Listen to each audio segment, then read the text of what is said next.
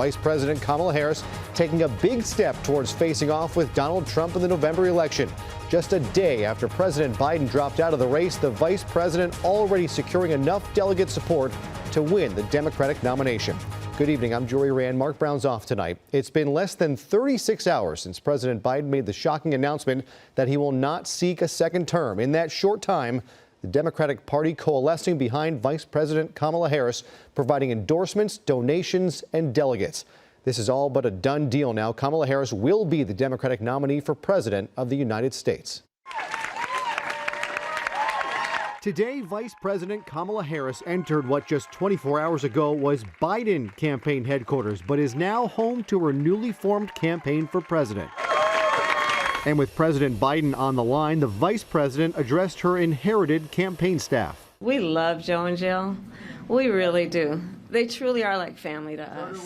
And we do, everybody here does. It's mutual. I knew you were still there. You're not going anywhere, Joe. I'm watching you, kid. I'm watching you, kid. I love you. I love you, Joe. Oh. It's been perhaps the most successful launch to a bid for the White House in history. More money has been raised for the Harris campaign than for any other candidate in a 24-hour period ever.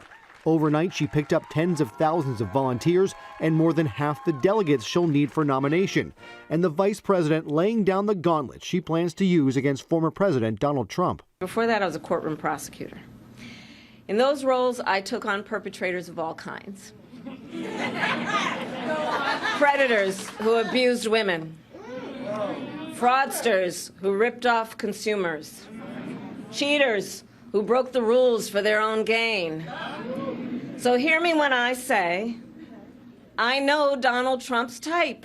For his part, Donald Trump has spent the last 24 hours hurling insults and complaining, writing, "Now we have to start all over again." Since Joe Biden dropped out, Trump has posted to Truth Social 33 times, continuing to attack President Biden as if he was still his opponent.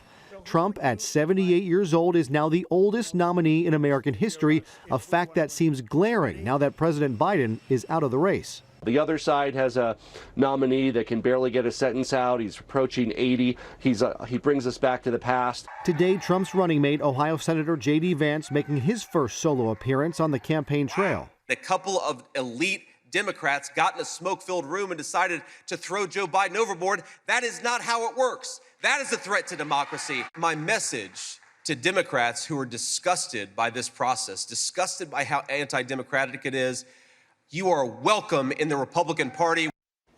Now it is Kamala Harris's turn to name a running mate. The frontrunners remain Governors Josh Shapiro of Pennsylvania, Andy Beshear of Kentucky, Roy Cooper of North Carolina, and Arizona Senator and former astronaut Mark Kelly. That decision will likely be made quickly as delegates are set to take a roll call vote in just 9 days.